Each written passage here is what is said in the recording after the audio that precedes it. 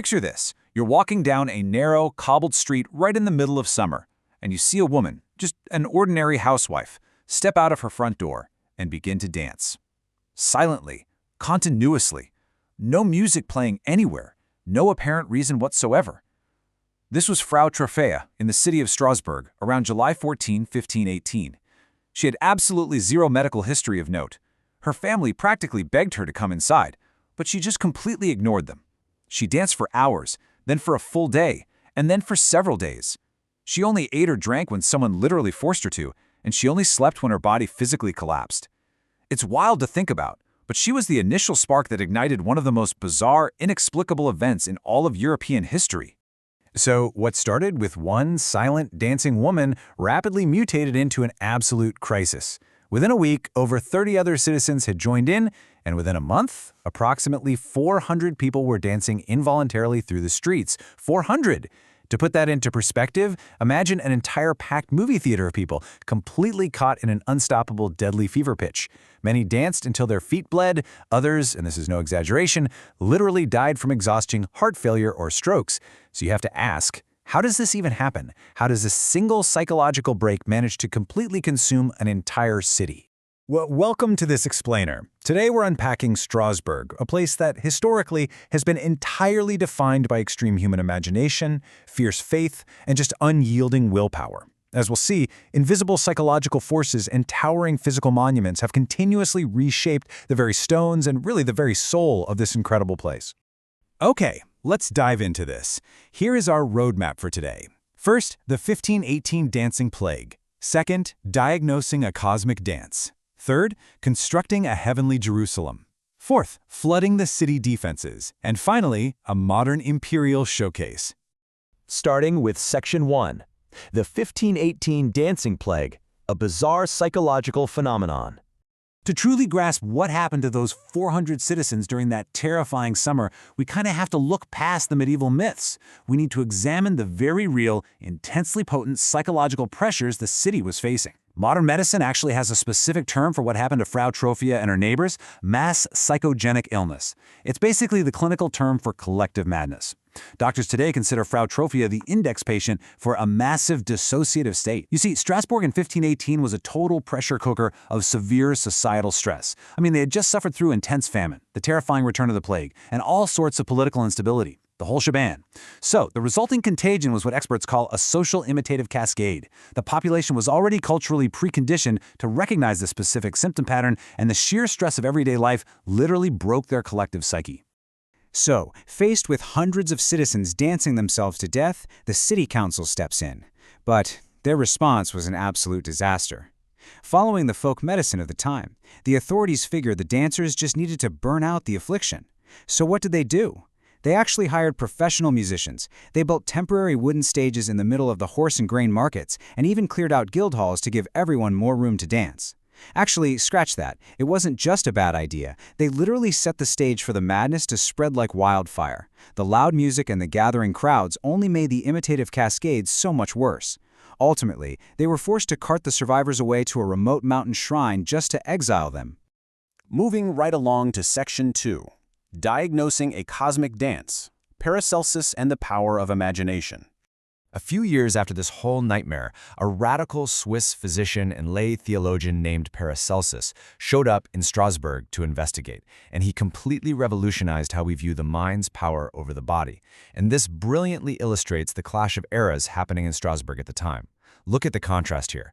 The traditional 16th century church view claimed these dancers were cursed by St. Vitus, meaning they needed divine intercession, but Paracelsus proposed a completely groundbreaking medical view. He argued, no, this isn't some saintly miracle or a curse. He diagnosed it as a disease of contagious false belief. He actually pointed the finger directly at Frau Trophäa, claiming she started it as a deceitful act that just spiraled way out of control. Essentially, he was saying that human belief can be transmitted from person to person exactly like a physical infection. Paracelsus had this amazing quote. He wrote, "The imagination is the star itself." Think about that for a second. For him, imagination wasn't just some fleeting, daydreamy thought in your head. It was an invisible, material force. He deeply believed that if a group of people believed in something strongly enough, even a bizarre dancing disease, their collective imagination could literally alter physical reality and infect the people around them. Human belief and willpower, in his eyes, were tangible, world-altering forces. Which brings us to Section 3, Constructing a Heavenly Jerusalem, where we see unyielding faith as a material force. Now, I want you to hold on to that thought from Paracelsus, the idea that unyielding faith and imagination are real material forces. Because this exact same psychological fever, this obsessive, unstoppable drive, is perfectly mirrored in the physical stones of Strasbourg itself. Let's look at the city's greatest architectural obsession, the Strasbourg Cathedral. The legendary writer Victor Hugo called it a gigantic and delicate marvel, and honestly, it is impossible not to feel sheer awe when you're standing in front of it. Driven by this intense desire to create a literal heavenly Jerusalem right there on earth, the city's builders pushed Gothic architecture to its absolute, unimaginable limits. They tossed out the thick, dark Romanesque walls of the past and replaced them with these luminous, soaring structures of glass and stone, desperately trying to build higher and more beautifully than any other city in the entire empire. So the crucial point is how they actually achieved this miraculous look. Back in 1284, a master builder named Erwin von Steinbach devised this revolutionary engineering trick for the cathedral's massive western facade. First, he built a really heavy, load-bearing stone wall. Pretty standard, right? But then he erected a second, incredibly delicate wall of stone lace right in front of it. Finally, he connected the two walls together with a completely hidden maze of metal rods. This gave the massive stone structure an unbelievable sense of transparency. When the sun hits it just right, the play of light and shadow makes thousands of tons of heavy stone look as weightless as a harp string. It is a total game changer in medieval engineering. And it all builds to this towering climax, 142. That is the height, in meters, of the breathtaking and completely hollow spire crafted by Johannes Holtz in 1439. To put that massive number into perspective, this single impossible stone finger pointing up to heaven literally doubled the altitude of the entire city. It was so incredibly tall that for over 4 centuries, all the way until the 19th century, it was the tallest building in the entire world. It stood there as a permanent 142-meter-tall monument to human willpower. All right, moving into Section 4. Flooding the city defenses, military engineering against the French Empire. As you might guess, Strasbourg's incredible wealth and towering achievements made it a massive target. As we roll into the 17th century, the city's focus violently shifted. They went from building spiritual heights to focusing purely on militaristic survival. Strasbourg's geography made it highly coveted. Check out this timeline. After earning its status as a free city in 1262, it enjoyed centuries of near-total autonomy. But then, in 1681, the French king Louis XIV surrounds the city with 30,000 soldiers, forcing a rapid surrender.